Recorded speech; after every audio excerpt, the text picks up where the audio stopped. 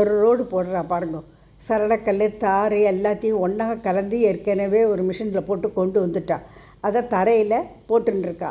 போட்ட உடனே தரை அப்படியே சமதரையாக இருக்குமா இருக்குது, அது மேடும் பள்ளமாக தான் இருக்கும். அதை எப்படி சமதரையாக ஆக்குவான்னா ஒரு ரோடு இன்ஜினை கொண்டு வந்து தான் சரி சமதரையாக ஆக்குவா. அது ரோடு இன்ஜின்கிறத ரோட் ரோலர்னு சொல்லுவாள். அந்த ரோடு இன்ஜின் நம்ம வழக்கத்தில் சொல்லுவோம், ரோட் ரோலர்னு சொல்லுவாள்.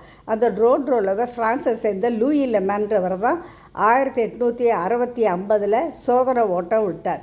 ஆரம்ப நாள்லெல்லாம் குதிரையை வச்சு தான் இழுத்து பண்ணிட்டு இருந்தாலாம்.